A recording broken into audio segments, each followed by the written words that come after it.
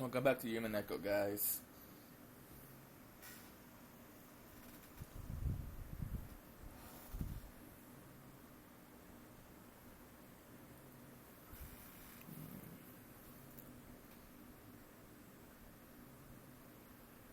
I don't remember anything that happened the last time.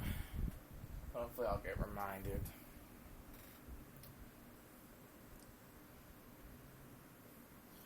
Beatrice, I have been calling you for some time now. Did you not hear me? Moo, where were you? My apologies. I was lost in thought. Forgive me. The weather is pleasant. Yes, I can understand how the weather is still in your heart. Will you have your black tea here? Who am I will bring some tea now. Wait here for a while. Forget about the tea. Talk with me. Very well. Cancel had used the excuse of getting blocked to try and interrupt the conversation for the time being, but this attempt that had been very transparent. I saw it in the garden chair and beckoned Kenzo to do the same. Kenzo sat down heavily, exaggerating his age. For a while we sat and appreciated the silence. Who am I? Until today no one has answered this question. For some reason anyone averts to her gaze and evades me. I had known you for a long time. I think of you as my best friend, even as father. That is why I want so much for you to tell me. You should know. Who am I? Why are you worried about something like that? You're Beatrice, the master of this mansion. Is that so? Not so. What more could you want to know? I do not know. What's this? Don't you even understand what you want to know? I'm mysterious, and when used, there are times when one wants to play in the maze of thought that has no exit. Perhaps it's what your worries are. Kenzo laughed as though it was a trivial matter. However, I couldn't help but feel that his behavior was another attempt to force me to stop any further questioning. So you won't tell me after all? There is something to tell you. You are Beatrice. Is it that more than enough? No, that's not it. What I wish to know is not my name. I want to know who I am. Who am I? What am I? How long have I been here? And how long will I have to continue my days here? I really should bring some black tea. Don't you think it a waste of all this fine weather? Sorry about that. No, sorry. Yep. Okay, I think I'm good now. What's this all about? It looks like it's probably the story of your past, right? Something like that. To think I would go this far back. Looks like you had some pretty deep worries even then, wondering who you were. That is to be expected. And the whole time I was unable to understand who I was, or why I was alive. Well, in puberty, everyone's captured by those philosophical worries at least once, wondering what meaning there is in their life. Did it just prove you had a charming period like that at one point? I've been in that mansion ever since the time of my birth, and I lived only inside the mansion. Of course, I went out into the garden, but the area that the mansion is surrounded by a very tall fence. I was unable to leave through it, and so severely that I must leave. I could walk freely throughout the mansion and the garden, but outside of that, not once was my desire to take just one step outside my own accord granted. What do you mean by that? Are you trying to say that as far back as you can remember, you're always a bird in a cage? That's what I thought at the time. After all, as soon as became aware I was living like that, I didn't even think to question it. Who in the world are you? That's it. That's what I also hope to know. Ha! I'm sure it's just like I was a human, I was a witch, right? No, that's not true. It isn't true yet, or should I say that once was the case. I was constructed by a kid, so a human built by a human. No, perhaps I should call it a cage made of flesh. The hell? This is getting weird. You probably won't believe it anyway, but listen first. I was a mighty witch who lived for 1,000 years, but at one point I was summoned by Kenzo, and by the hidden art, I was bound as his prisoner for eternity. Never heard that before. From what we hear in the Ushirimiya family, he was summoned by grandfather, and he did like a devil's contract with him and gave him the gold. Indeed, that is correct, and I was supposed to vanish until the contract was complete. But while popular women have it rough, by some turn of events, Kenzo fell in love with me. Grandfather's nearsightedness was gotten pretty bad with the astigmatism too. To fall in love with you of all things. For me, there could be one.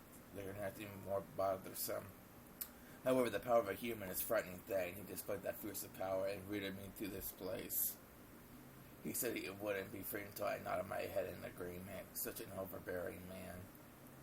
Isn't that awesome? Everyone knew Grandfather was obsessed with the occult, but who would have guessed that he had the power to root down the Great Witch of Beatrice? Ridiculous. Who believes such a weird story? As I thought, you don't believe. All I believe is the fact that you live in this hidden mansion in the middle of the forest. You are the 19th person in Hokenjima, right? Indeed, just as you imagine, this is deep within the forest of Hokenjima, a hidden mansion not to be found in the outside world. Its name is Kuwadori in Nine's Bird Retreat. Come to think of it, I heard the guest house's real name was Torion? I don't know. Visitor's Retreat. I see the name is similar, so your grandfather's mistress who lived here in secret. Isn't that right? Mistress isn't the right way to say it, but you should probably call Kidzo's unrequited love. I spoke of it just now, correct? He fell in love with me of his own accord. He then courted me, but I rejected him. Now I show up in this hidden mansion. No, that's not right. Right?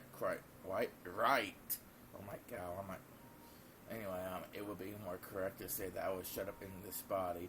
I've got no idea what you said there. In there, you'll just make fun of it and refuse to listen, right? After all, you say you don't believe in witches or magic. If you have no ears to hear what I tell you, saying that would be the pinnacle of the foolishness.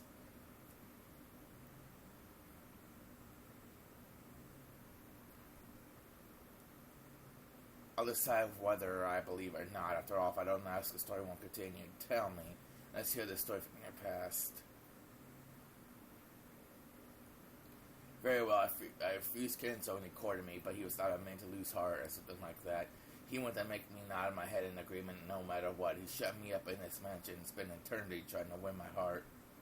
I'll talk about overbearing. Guess no one likes obstinate men, huh? Cackle. Regardless of whether I responded to his court or not, having a man so desperate for me as well as a woman was so unpleasant. However, I never accepted his proposal. I tried to find someone to break through his guard, but that barrier was firm and I couldn't crack it. And then, after trying to resist in various ways, I eventually reached the conclusion that to escape from Kenzo's barrier, I would have to throw away this body of flesh. The physical body is a vessel with many restrictions for a magic user. Throw away a body of flesh, what does that mean? Something like an out-of-body experience? Well, if you want to think of it that way, however, I am no spirit. Even though I'm a witch in the beginning, I was born with a human body of flesh. So for me, throwing away that physical body, while it didn't mean the same thing as death, it did require a similar level of resolve. So in other words, you decide that you couldn't be released except by suicide, is that it?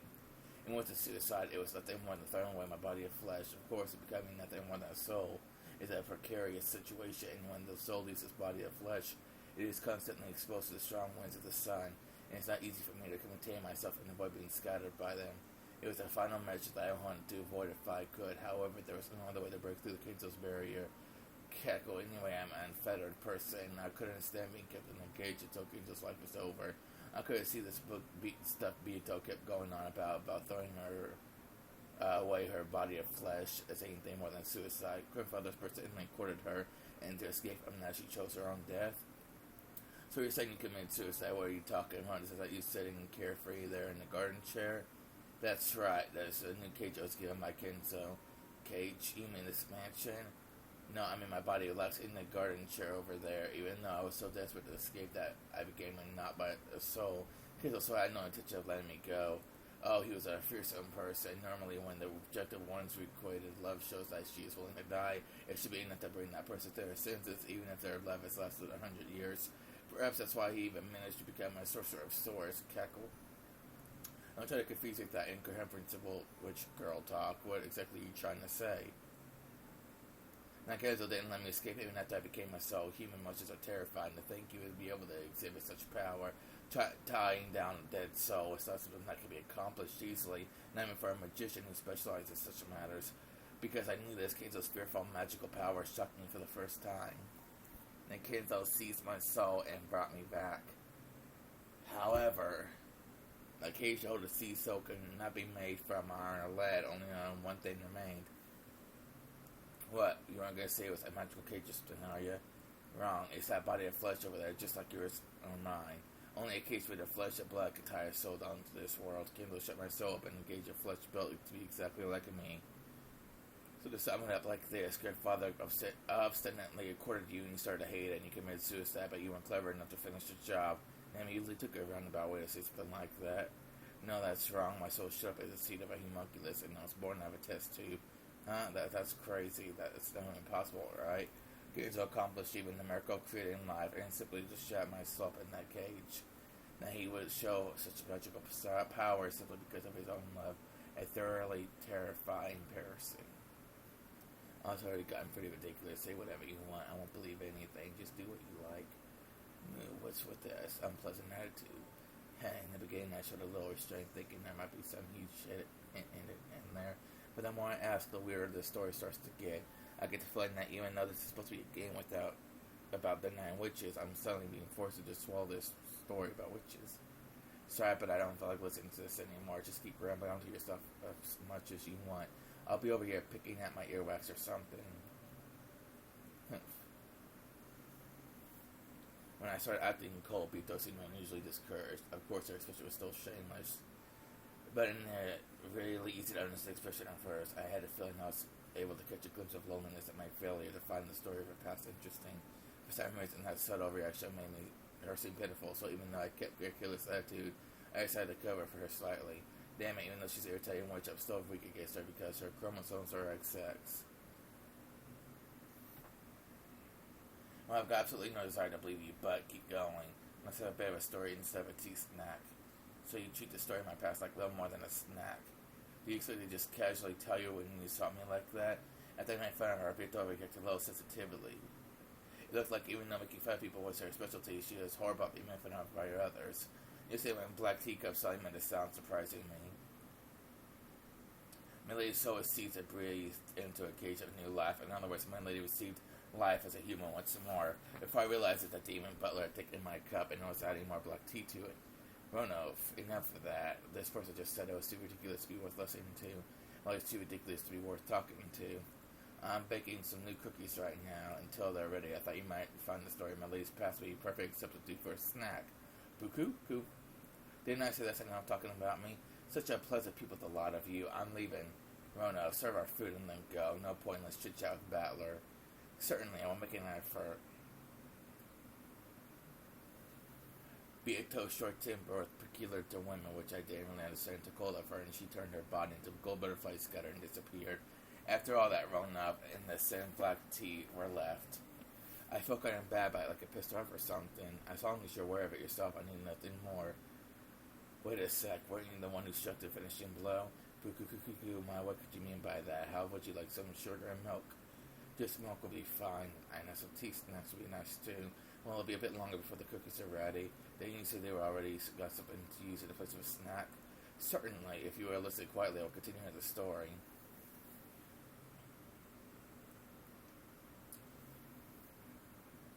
She said something about a homunculus. I know a bit about that. It's that thing, right? A manufactured human created with alchemy or something. Yes, but Lady Soul was shut up in the homunculus and she was revived into this world, receiving a life gain as a baby. However, because she was a baby, any professions of love on Kinzel's part would have been quite useless. You aren't saying that grandfather shut that baby up in his mansion until it grew to reach the same age as she'd been. Correct. That's what I'm saying. However, while her soul is the same, the human spirit is strongly influenced by its container. My lady lost all her memories of the past and grew up as a very normal human girl. Are you saying that this Bito sitting in the garden chair? Yes, that is correct. It agreed to be completely identical. However, it did not possess her power as a witch. My lady was completely human. Bito was sitting at the garden chair looking up at the sky, voiced that same question again. She asked who she was. The meaning of those words was finally starting to click. She couldn't understand why she was living here all locked up. Grandfather had seized Beatrice's soul, shut up in a body of flesh, and then shut that up hidden in the mansion. However, since she lived here since the time of her birth, she couldn't even understand who she was or why she lived shut up in there.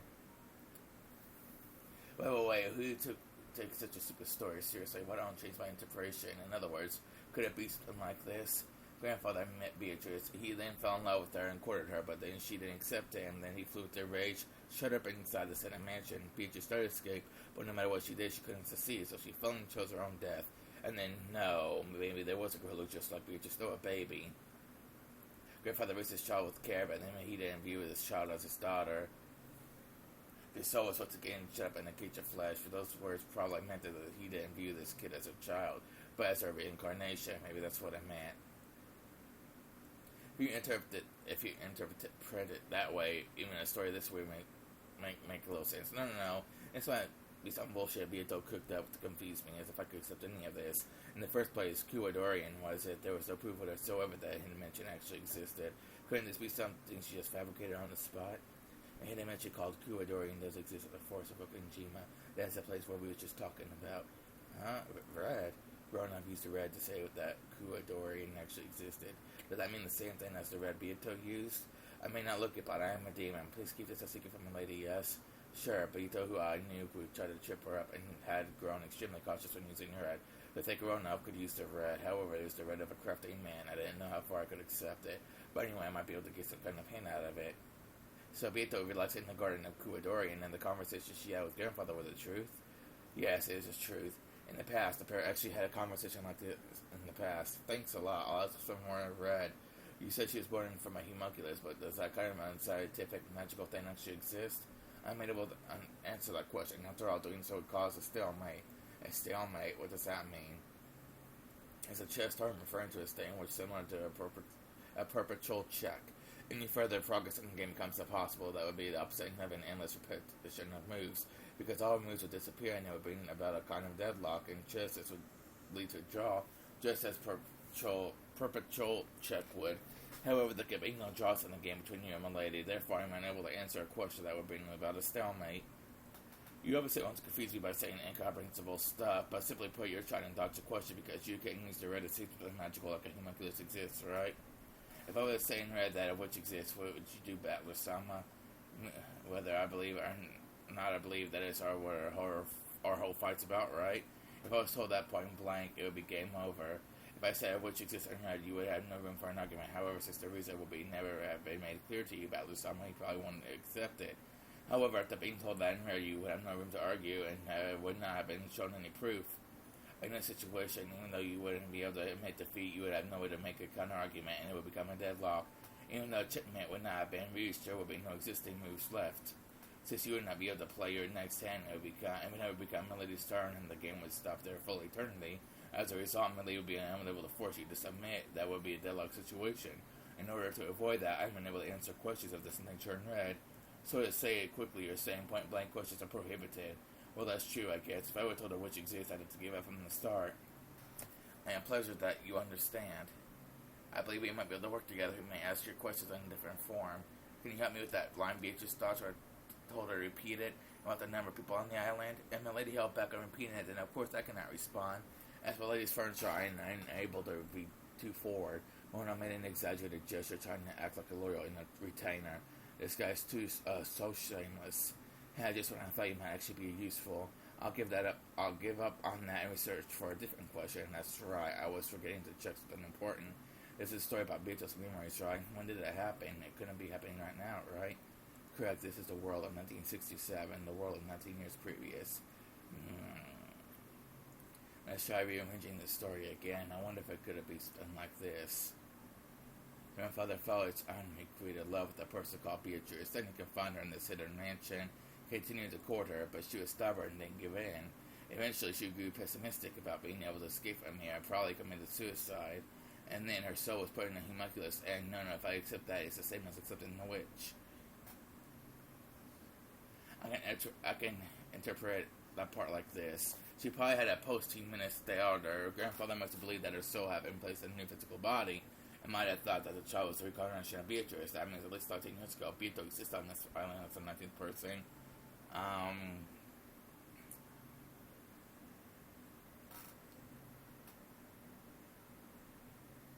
I'm starting to get confused. Either way, we can't do more than speculate. One thing we can say for sure in red is that in 1967, in the hidden mansion on Rokunjima, Beatrice existed as a human. That's all. That is correct. In 1967, in the hidden mansion on Rokunjima, Beatrice somehow existed as a human. Oh, thank you, and that really helps.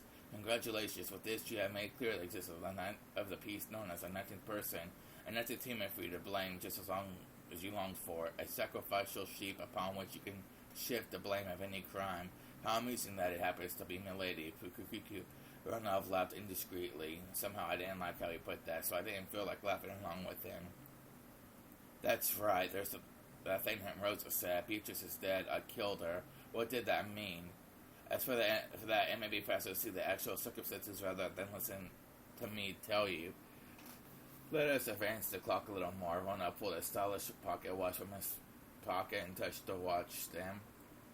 As soon as he did, I saw good butterflies gather behind his back and take the form of a person. Was it Beato? I quickly realized that it was someone else. It was her, that older sister of the Seven Stakes, who loved tormenting me more than her 3 meals a day. If I didn't consider myself lucky to see that sexy ass, I won't be able to keep up with their torture game. Rona-sama, so you're still here. This is an urgent call from Beatrice-sama. Mama, what kind of urgent business could it be? It seems my chat with Battler-sama has run a tad long. Well then, Battler-sama, if you will excuse me, please continue to enjoy your game with my lady. Yeah, I'll enjoy it as best as I can, because the conversations go a lot more smoothly when they're with you, as opposed to her. And you're more gracious with the red, too. I'm gonna talk again anytime you like. Battler-sama, but despite how I look, I am Milady's furniture. I could do nothing that Milady does not desire. What I said in red was something that normally should have come from Milady's mouth. I did nothing more than announce the red truth in Milady's place as you saw. Whew! And so she was really sulking then. Hee.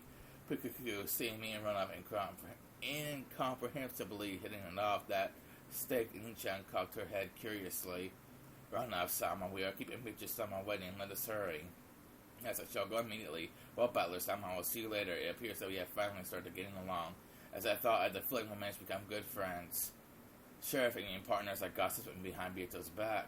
Run off, Sama. Yes, if you will excuse me. Maybe she didn't like seeing him act so friendly with me, or maybe she really had to been told to hurry. When the steak Nichan let out a thunder cry, Ronov laughed frivolously and disappeared as if running away.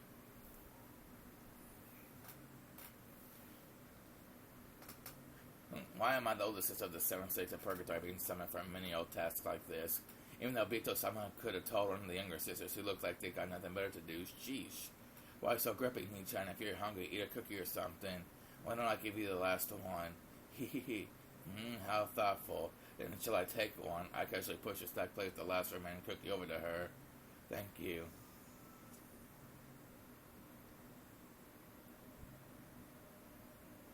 I saw coming as appeared at the end of the sentence, a sharp sound pierced the table. The nails on the 3 up fingers extended grew sharp and pierced the space between my fingers on the hand. She was pushing the plate, missing them by a hair's breadth. Yep, and then there so for a while I didn't even realize that her fingernails had grown. The tips of those sharp nails were like blades with a red manicure. The spaces between the faces of my fingers hurt sharply. Those were like blades had been plugged into the table a hair's breadth away from the back of my hand and my fingers. Because of those 3 blades, I was unable to even let my careless right hand tremble. By now, all I could do was let a bead of cold sweat drop down. Whoa, Nichan, is that about time you cut your nails? It's Lucifer, and that's my glorious name. And the honor furniture is just Beatrice. I'm the oldest sister of the 7 sticks of purgatory. I'm like my disgraceful younger sisters. If you don't show proper respect, you will regret it. And why would I regret it exactly? Can't really think of a reason. Hee. Stupid kid, do you really want to play with me that much? Was it that unforgettable? I'll thrust my stick deep into you and let you enjoy being gouged to the fullest, okay? Hee. Damn it, someday I'll be down on the floor and say the same thing. Oh, really? Well, I can't wait. Hee.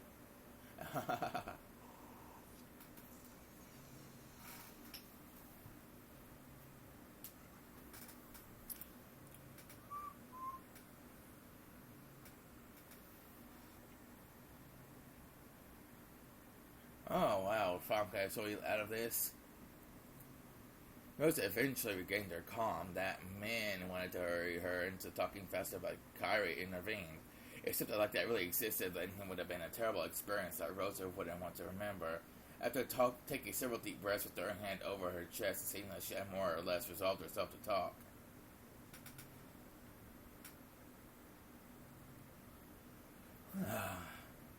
How old was I then, I wonder? Middle school probably, though I don't remember well. Anyway, I think it was about that age.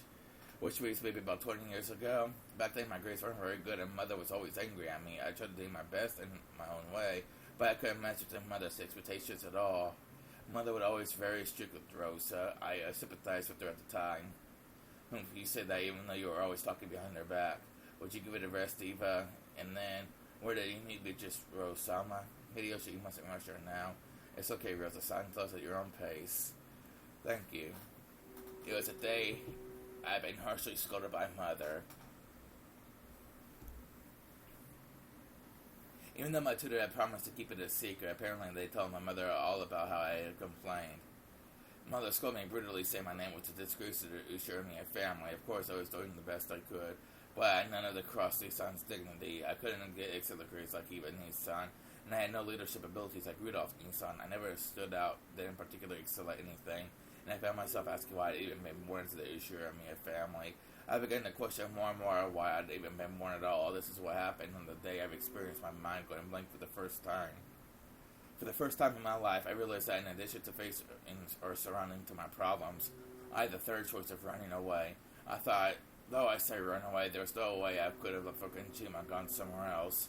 But anyway, I wanted to run away from the mansion and my own self at the time. In a way, it was like a kid running away from home, or maybe a passive sort of suicide. I wanted to disappear. Or maybe it was a childlike form of resistance where I tried to make my parents worry by disappearing. Charles Slade thought that if I went into the center of the forest, escape from the Ushirimiya family house, and maybe become lost, that I'd make them worry and teach them a lesson. And then you went to the forest that you were told to never enter. Yes. After reaching the beach, I fell alongside the ocean. I didn't have any particular reason, but I felt that if I went around to the opposite side of the island, there might be a place that no one knew about, which might become a hidden house just for me. So if you go around by the beach, this would be impossible. It becomes a cliff part way, right? There's no way you could pass that. Of course, so I just kept going where I could, which kept me deeper and deeper in the inland. It's a horrible forest winding past, but it was comforting to me then. If I could make it through such a dangerous forest, I'd be able to be that much further within the Shumian family. How shameful. You were scolded because of your grades. All you had to do was work harder. You must just say that. Does it Rose have her talent as a designer instead? Literally speaking, he was covering for Rosa, but everyone knew that Rosa's company had been profitable. Quit it. This is no time for sarcasm. So you managed to end up here by coincidence at Beatrice's hidden mansion. Rosa nodded weakly.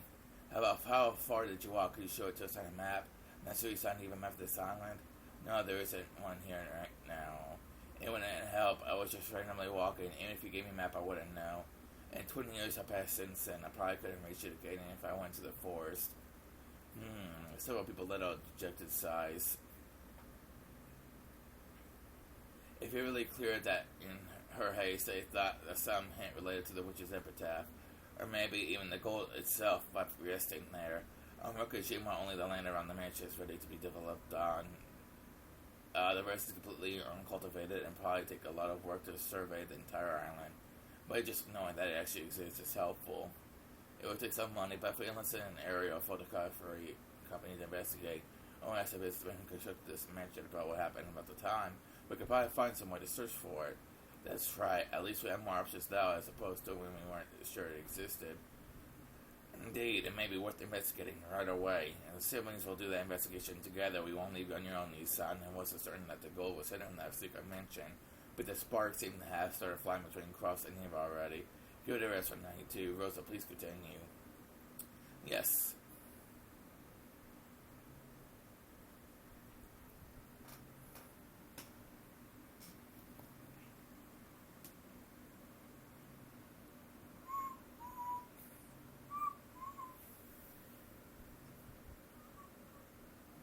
Blindly, randomly, I kept running on and on.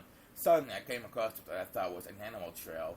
I was very tired and had no idea how far I would walk, so at the time I naturally took the easiest path. As I did, suddenly, right before my eyes, a very, very tall fence appeared. It was a fence wonderfully adorned in Gothic style, and for an instant I thought I'd gotten turned around and returned to the original mansion. Of course, there were fences around the mansion to stop us from entering the forest, but this fence was decorated differently, and moreover, it was very tall. It probably reached a full 2 stories up. It was covered with ivy and created a mysterious, solemn atmosphere. At the time, I believed in the legend of the Witch of the Forest Beatrice. I had been told that she was frightening, but some of the servants told me that she sometimes helped you if you respected her. Since I had a little confidence in those days, I believed the only way I could be saved was by receiving her help. That's why I thought what I did. I believed that this was the fence of the mansion belonging to Beatrice, the Witch of the Forest.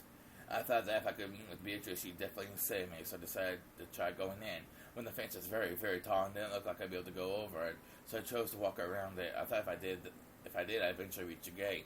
And it wasn't that easy. The fence had an incredibly length that matches incredible height, and no matter how far I went, I didn't reach a corner. I might have been in a circled, a massive area, or maybe I just had that impression because my child legs made it difficult to walk in the forest. Anyway, I couldn't find a gate for a while, and then I started to feel sad, so as though the witch had rejected me. As I did, eventually I came upon a large tree whose twisted root had bent the fence. It might begin to get my clothes dirty, but if I called, it looked like I'd be able to sneak in. And there you found the hidden mansion. I don't know if it was a hidden mansion we've been talking about. Still, at the very least, it was a place that we know of.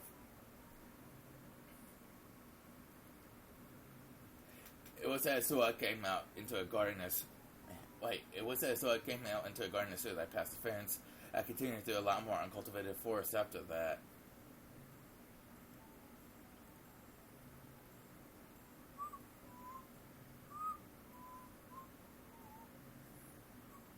As I did, the forest suddenly opened up, and what appeared there was an unbelievably fantastical scene. To think that in Rokajima, where I thought we lived, there could be such a wonderful mansion hidden away. A beautiful flower garden spanned in front of the mansion. It was a flower garden of completely different design from the rose garden we all know so well, and it was very lovely. Of course, that mansion was also wonderful. It was a couple sizes smaller than ours, but it was still elegant and adorable at the same time. And then I saw her figure. I saw her sitting in a garden chair position to give a view of the flower garden wearing an elegant dress. It was that black dress embroidered in gold that we would later know from that portrait. I had seen an elegant dress like that except in fairy tales and on the stage of musicals. For a person to be wearing as her normal clothes, that in itself seemed quite fantastical. That mysterious scene was enough to make me lose my sense of reality. If someone had told me that it was a dream, I might have nodded obediently and waited to wake up in my bed. I had forgotten to hide myself in shock, so she eventually spotted me. At first, her expression was quite listless, but when she noticed me, her eyes opened very wide. It was only natural considering that I guess she didn't know it suddenly appeared. I lowered my head automatically, planning to greet her and apologize for entering without permission.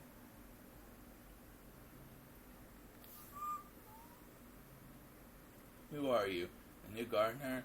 Those were the first words she said to me. I grew slightly calmer, because I realized that we could talk to each other, because I had been turned into a frog just by meeting her eyes like a terrifying witch in the fairy tale. I'm sorry. I shouldn't have entered the garden without permission. Who are you? Name yourself. I am Ushamiya Rosa. Ushamiya. Oh, one of Kenzo's family. Huh? Oh yes, I'm Kenzo's daughter. Good afternoon. I was a little surprised. After all, father was a great man, feared by everyone. Yes, she had spoken of him without using honorifics. So I was immediately terrified of her. After all, she could refer to my fearsome father that way. She must be pushed up with incredible power. After starting to make curiously, she beckoned me to come over. Frightened as I was, I obeyed. After all, I thought she might really turn me into a frog. The closer I got, the stronger that fear became.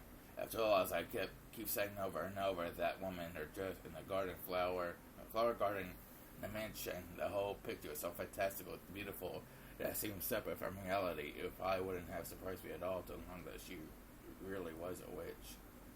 And I really was lucky she didn't turn me to a frog. I was awkwardly stood there, stock still. She motioned to open an open chair, and she urged me to sit down. Have a seat. Welcoming and speaking to those who visit this garden for the first time is my sole pleasure. Of course, I had no pleasures other than that. As she said this, she let an unhappy smile show for just an instant. Because I was full of strange mixed attention and excitement, I really asked her a question of all sudden. Are you the witch of the forest, Beatrice? Indeed, I am Beatrice.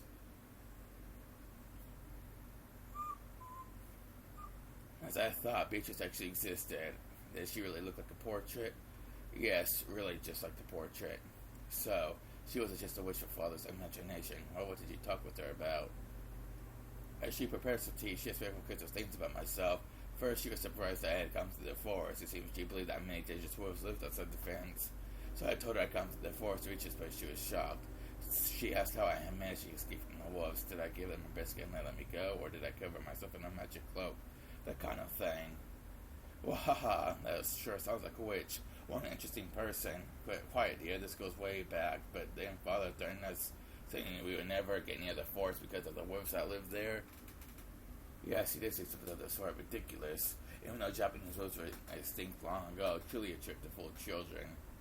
I don't remember though, did Dad really tell us something like that? It was the Witch of the Forest, right? I don't think I've ever heard about wolves. And this was when he was still in elementary school.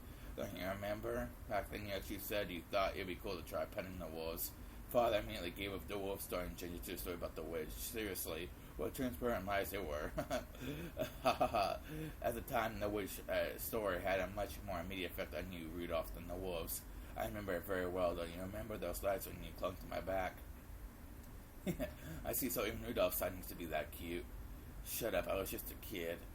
Well, at any rate, if Father's the one who shoved Beatrice up in there, it makes sense that he used the same story about wolves to him that the vast forest of Okajima was a wall that shouldn't be crossed, dividing his two incompatible worlds, the Ushiromiya family and the his mistress mansion.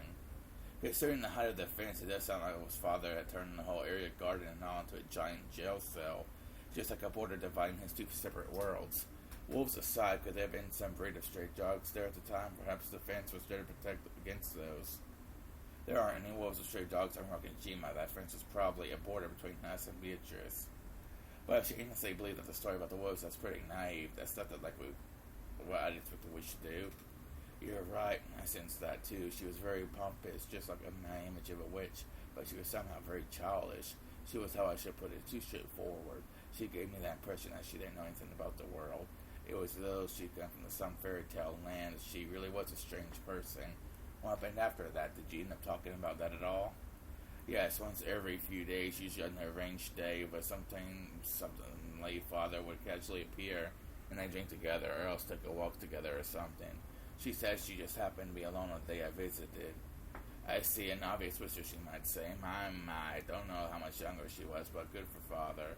We could be sure this was no indecent relationship. Idiot, there's no way a lover's meaning between a man and woman who wouldn't have some sensuality. What happened next? What did you talk about after that? I already introduced myself, so I asked about her.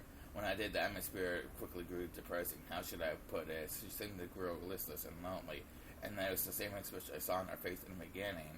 Well, she was hitting images after all.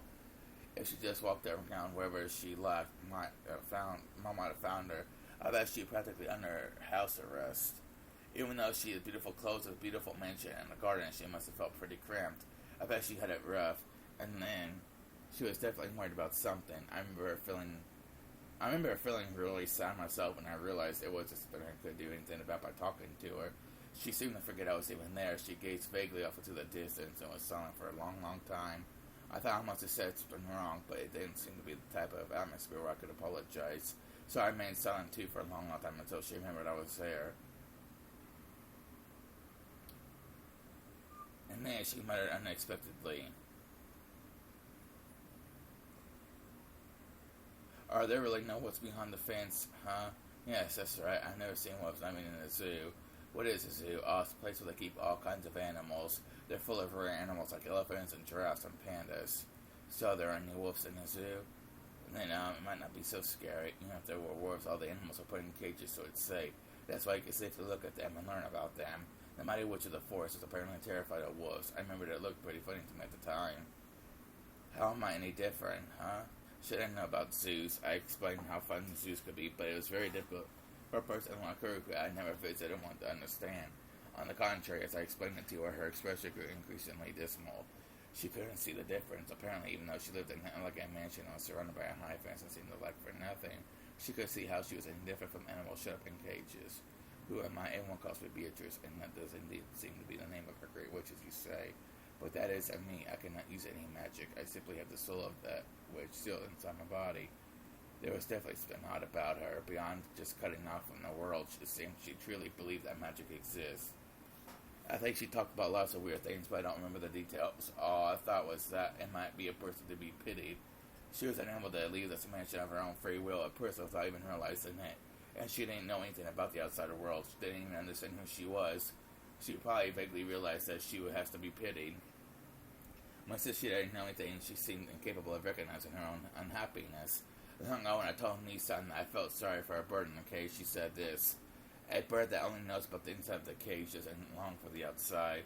But this wasn't a bird. She really was a person. Even if she had never been outside the cage, she understood that there was more to the world. So I invited her. You want to try going outside the fence? There really aren't any wolves. There aren't any. You'll definitely be safe. I want to leave, but the gate is always closed. There's the place I came in through.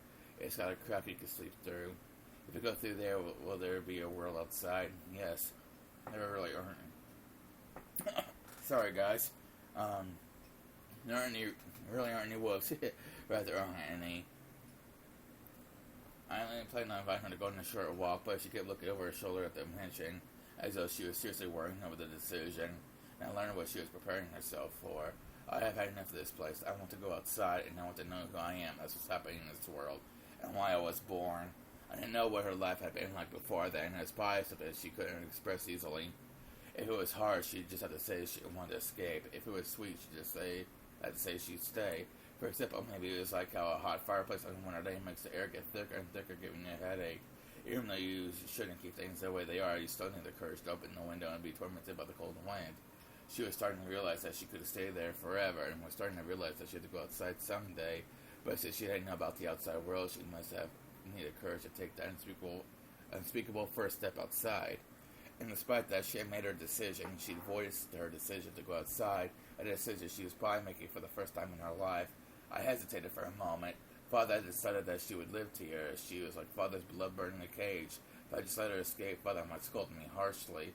I want to see. See what? I want to see a zoo. No, I was just a little surprised when she finally gave me a gentle smile. That could have been a farsightedness brought about her decision to venture out from her cage.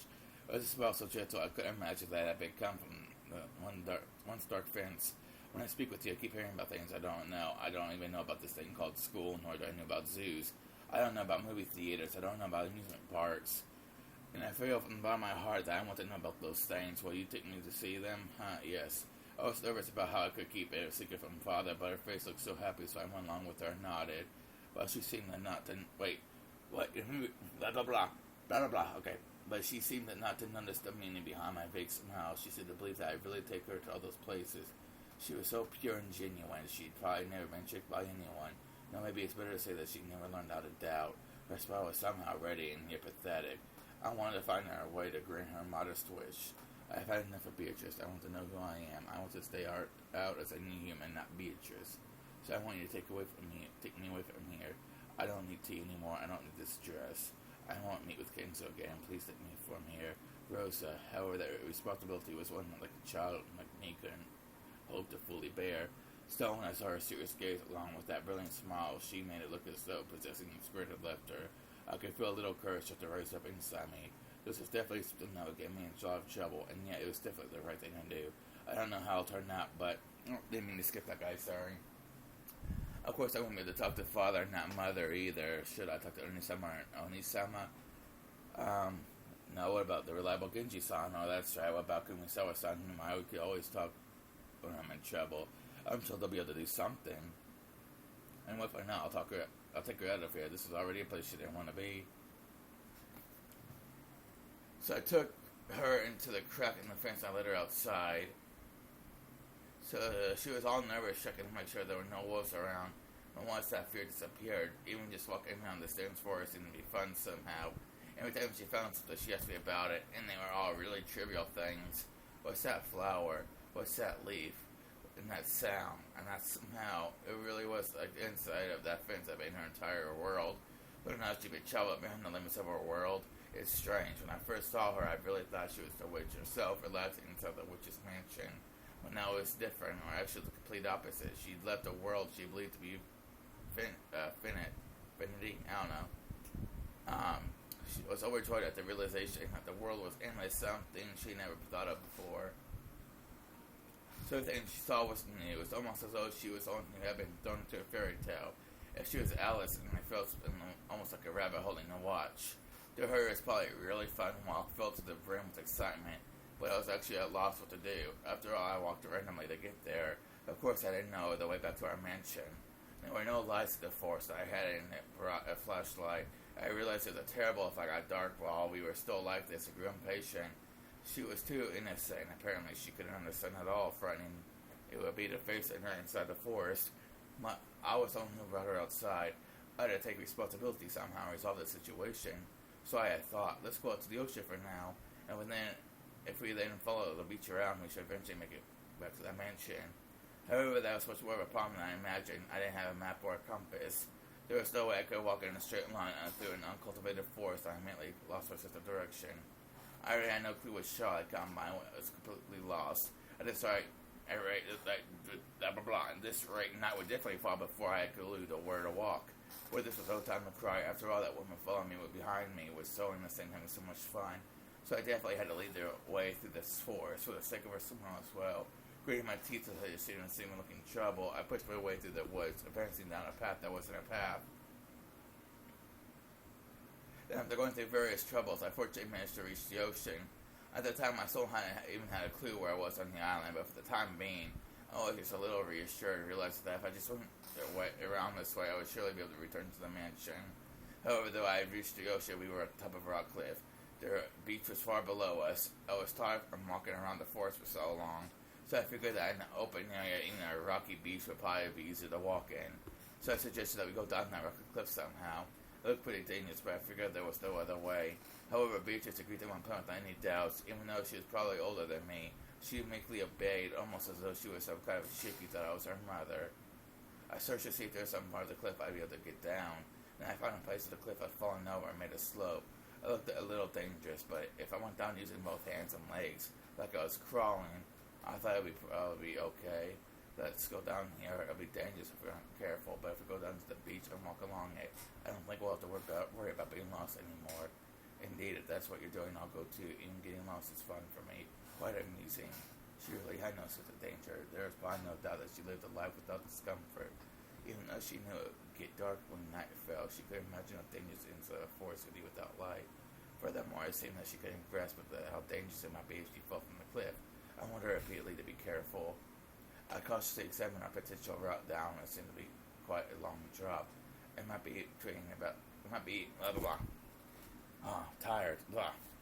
I think it might have been about 10 meters down. If you looked at it from the bottom, it would probably look shorter than the roof of the mansion. When looking from the top, it felt almost like staring down from the observation room on Tokyo Tower. But Beatrice still appeared to be completely without fear. It felt as though she had never been taught that high places were dangerous. Now maybe she believed that she was a witch and she could fly, so there's no need to worry. Please be careful. We are pretty high up. Indeed, I shall be careful. It looks like we can go to the ocean if we go down. Is there any aquarium there? No, there aren't any aquariums on this island, but there should be lots of fish in the sea. I see, so there are fish. Are there whales, dolphins, and penguins like you talked about? No, you have to go to an aquarium for those. And you have to leave this island to find an aquarium. Is that so? I'm looking forward to it. What kind of fish are whales? They're really big fish, huh? Aren't they mammals? And they spit water into the air. Oh, and dolphins? They're really smart fish. And no, weren't they also mammals? They're really smart and can be taught tricks and stuff. Oh, they're a lot of penguins. Weren't they birds? Oh, what's going on? Why are we talking about aquariums, but now they seem to be fish? They're just fish. It's full kinds of things that live in the ocean. I really am looking forward to that. Why, she let out that might have been a funny, rushed and short cry. It was probably a scream. And it came right out of the blue. Her body separated from the cliff and suddenly fell. I really wanted to say something to her. I want to say, didn't I tell you to be more careful? It was the thought of a child. It was how a child immediately gets mad when something happens, bad happens, trying to find an excuse to show it wasn't their fault. Of course, I said out loud, "Are you okay?" Didn't I warn you over and over?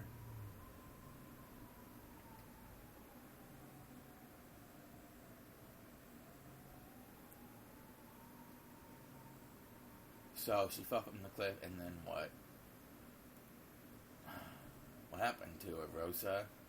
Rosa fell silent, her gaze up to her face, as though she were seeing through the floor in some disgusting memory. She died, didn't she? Eva's brutal words were the ones Rosa almost wanted to avoid, and if she was hit with them, she screamed in resignation. Yes, she died. It was a rocky beach with lots of sharp, dangerous rocks exposed. Her eyes were still open, and an incredible amount of blood kept pouring out and quickly spreading out until it looked like a red carpet. I spoke to her, shook her, but she refused to respond. Not even a blink, no, she wouldn't even close her eyelids. It was my fault. She was wearing a dress, remember? Even though I knew her outfit was difficult to move, and I said we should go down the cliff. She was incredibly innocent, so she obeyed what I said without any doubts. How long do you plan on remaining dead? Open your eyes already. Darn you, turn into a lump of meat all by yourself while I'm gone. Oh, Battler. I was just flirting with your Aston friends. More importantly, what the heck's going on here? Well, as you can see, I missed my foot and fell down and died. What the hell? Even though you showed up as a nice person, you were already dead? Don't mind something that's impossible. And Rosa was a kid, and she was panicked, and it's not like her doctor was there. She probably just mistakenly thought you were dead, and you were probably I'm alive, pretending to be dead or something. Isn't that right? It can't be true. She's got to be alive, otherwise how could she be here? The kid aged and Rosa shook Beatrice's body, crying. I stared in her face too. Her eyes were still open, and it was really a corpse. I wanted to dodge the issue by saying something vague like she must be playing dead, but no matter how I looked at it, it didn't look fake at all. It really did look like she was dead. Beatrice had fallen upside down from a cliff of that height, and her head was smashed against the pointed tip of these sharp rocks. Yeah, you probably would die if I landed on those rocks from that height. I couldn't accept it. No matter how dead she looked, she had to be alive. Then she went on to become this damn irritating witch that makes all the inconsistencies fit. Grandfather must have kept her confined constantly in a hidden mansion, and to take revenge for that, she committed several atrocious murders. And Rosa probably just mistakenly thought she was dead, but she was actually alive, and since Aunt Rosa left, she had miraculously breathed again, and somehow lived on until today and opened the curtain of her revenge drama. Otherwise, the facts don't fit together. I won't let you trick me so easily. Can you repeat it in red that she's certainly dead? She has to be alive, right? It's obvious. How does that look alive to you? It's definitely dead. The story about the 90th person was grandfather's mistress, a human Beatrice, has been defeated. I had planned to strike back from a defensive position. But, then who are you? You just died, right? Don't tell me you revived yourself with magic. Cackled. I've already explained that I have not. That's me lying over there definitely possesses myself, but that body's nothing more than a cage of flesh climbing into the physical world. This is how the cage of flesh is broken. Do you understand what that means? I don't have a clue anymore. I keep having fun with your witch girl tricks. I'll listen to that in place of a snack. What the? It's empty. Hey, could I get some more black tea? Cackle, Ronov. Arcus, like some tea. Beto clapped her hands. Ronov appeared. Butler, sure convenient. Every fill you say, certainly. How much shall I pour you? Well, I've got more than enough snacks. Half will be fine. You know, so flooding into the brim is English custom, you know, just enough to wet my throat. Could have been fine. He filled it to the top. I turned my back to Beto, sipping in silence. Hey, open your eyes, Beatrice. Rosa shook me. No, shook the corpse that had once been me. I watched over her from a short distance away. So I fell from there and died. For a while, I believed that was true. And Rosa spent a long time beside my corpse there and watched her as she ran away. Eventually, I realized there was a different individual from that corpse.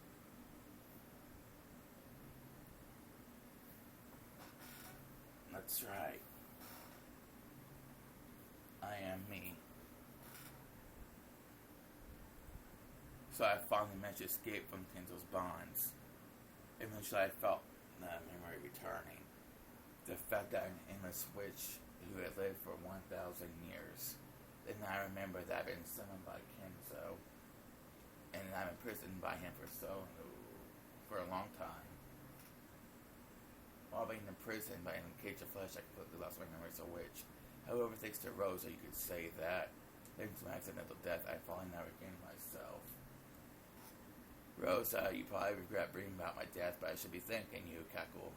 I couldn't see Rosa anymore, but so she go call a doctor, and however, she terrified that she ran away. It no longer matters. That soulless shell no longer has any value. And yet I'm so frail now, even this glorious midday sun is agony to me. I destroyed my human form, then I changed it into several gold butterflies. Yet my magical powers fell as it is now, the form is easier, something. To escape even a little from the light of the sun, I rode the wind and gently flew up to the side of the cliff. It'll probably be cooler in the forest. Anyway, I'll take some time to recuperate and regain my former power as I ponder how I make Kenzo pay up all he owes me. Dancing along through the air, looked down at the shore one more time. On the rocky shore lay the figure of what had once been me, that figure I would eventually regain. To regain the form of that physical body I'd thrown away, it would probably take more than 100, 200 days. And and it might require 1,000 days or perhaps even more. However, I am the endless witch. The golden witches live for 1,000 years.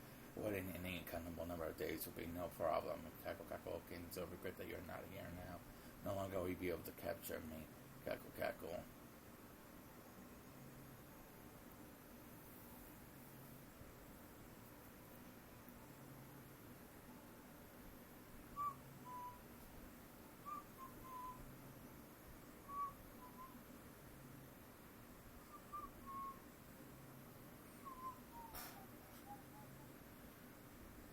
How long have we been in here for?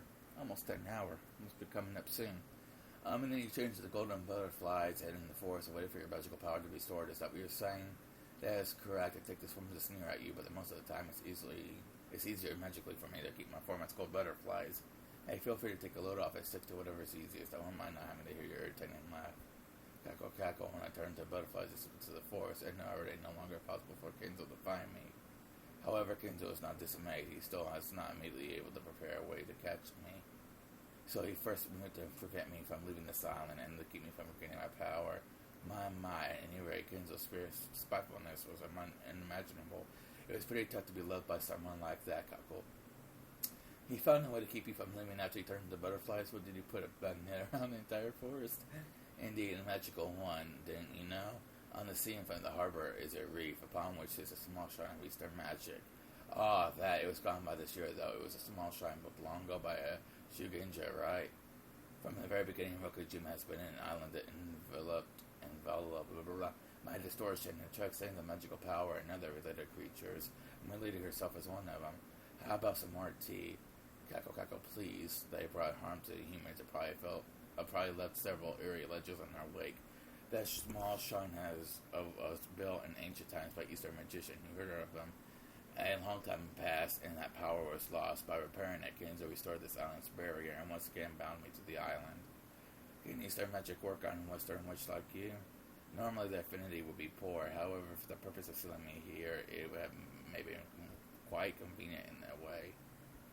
If it was Western magic, I would have some knowledge for any barrier. There would have been so much I could have taken, but Eastern magic is outside my area of expertise. It was as if I had been given chopsticks instead of a spoon for some soup that I wanted to drink. In a space dominated by Eastern magic, Western magic loses much of its power. Even if she were given 1,000 days to regain her strength, she would have to wait many, many more. So you're saying it took you 20 years to regain your power, and now you're revived, as we all can see? Those were horribly long years. I spent many days in no former gold butterflies found in Kenzo's mansion and watched over him every day. I lived through those days with no means to enjoy myself except to ponder how I would get back at him. That period of 20 years was fortunate for me. Kenzo tried to use all sorts of magic to find and capture me, but each failed. There's a limit to how many certain miracles a single human can bring about. Even simply holding me captive for that long had been a miracle far above his place. It would be unthinkable for me to be captured like that multiple times. Grandfather said in the previous game, it was something like magic lies and a miracle of probability. Indeed, as Kenzo was searching for a hidden art to capture me again, he stumbled upon that. Then he finally worked out the ceremony involving the offering of 13 people as sacrifices to revive me again. 13 people as sacrifices. That is the witch's epitaph. A song of sacrifices. 6 people on the first twilight, 2 people on the second, and then 5 more people on the fourth through 8 twilights. A forbidden ceremony involving the offering of a total of 13 sacrifices. Blue sacrifices would be chosen randomly, and the one who held the ceremony, Kenzo himself, was no exception. Dumbass, are you saying all that gruesome murders on this island were a weird ceremony? I had a vague idea that might be the case, but I couldn't just hear that it was true from a witch, and a demon to say, oh, really, and accept it. There are 18 people in Rokujima. 13 are offered as sacrifices. 5 are left alive. Then I revived. In other words, odds that Kenzo will be able to meet me again are probably around 1 in 3. He bet his own life on those odds, wishing for a reunion with me with the last bit of his remaining life. You heard saying he gathered our family for the sake of that joke of a ceremony. Don't fuck with me. So don't say stuff like that. Damn it. It was all set out in the contract from the beginning. When Kenzo's life ended, all the gold I lent him and all the assets he created would be given to me. Yes, Kenzo did stab me in the back quite brutally, but looking back now, it was a rare and precious time during my 1,000 years of life. After all, bored and missed my natural enemy. The Kenzo who offered me a chance to run away from that for several decades. Yes, you could say that I owe him for that. I decided to go along with Kenzo's game, so the star Kenzo returns to assure me a family. Heads ring to me, and it was my goal that revived the family after all. And 13 people are chosen and random to be sacrifices. While that happens, you all run about, showing me all kinds of human interactions as you try to oppose me and entertain me greatly. Yes, I truly have taken a liking to this game of Kenzo's Cackle Cackle.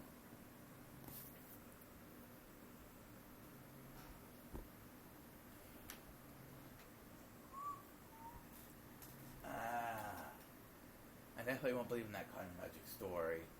And who are you? You fell off a cliff and died, right? Your soul slipped out and became butterflies and went to the forest. That isn't possible. But you're here. Who are you? Are you an acting person? That is true. I am an acting person. Cackle, cackle. But it's useless, right? It's all useless. There are no more than 18 humans on this Rokenjima. But what did you say? So you're saying that the X in the 18 plus 8 doesn't exist? Are you saying the piece I took, the X, doesn't exist? Pukuku, that is what it means. My condolences. So you do move fast, my lady, and I thought you let him flounder about before spinning everything around at the end. Well then, Balisama, would you like? Would you some more tea be agreeable? I don't need it, damn it. I don't believe it. The call for can't be one of the 18. And why are you here if the 90% doesn't exist? And are you saying you're one of the 18 in disguise? Cackle, cackle, perhaps you're castling, though reluctantly you're doubting one of the 18 people as your last way out. However, it would be difficult for me from here on out if you chose to stop caring about property. Yeah, I don't know. Propriety? I don't know. You could prepare a cult for it, really, and made 18 people, making you reach checkmate by evading those 18 pieces. It would be truly difficult. As if I do that, I won't suspect any of the 18. I don't want to suspect people.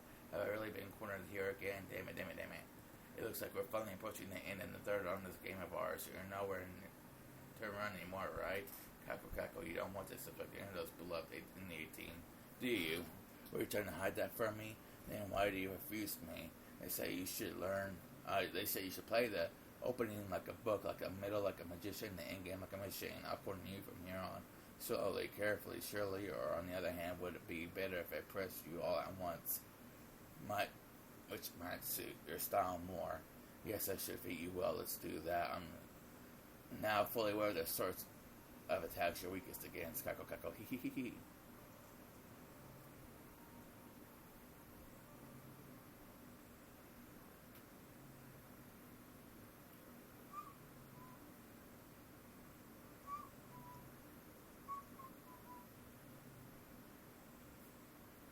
Man, that felt just like sore.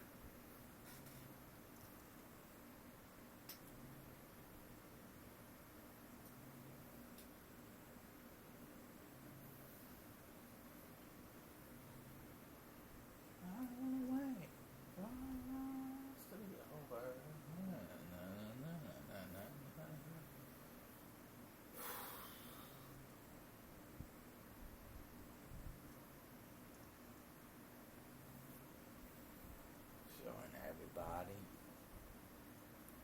Showing the mansion.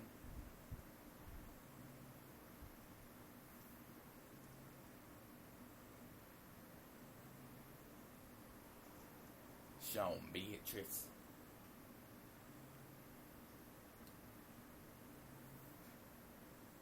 Still on Beatrice.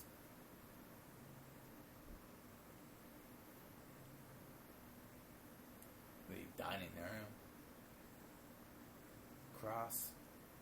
Rudolph. Kairi. Eva. Natsuhi. Rosa and Hideyoshi. Goda-san. A light bulb and a little flower design thing. Kenzo. Angry Kenzo. A hallway. Beatrice once again.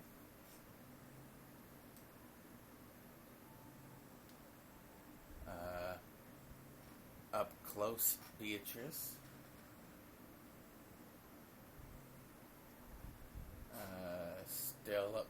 Beatrice. Beatrice herself.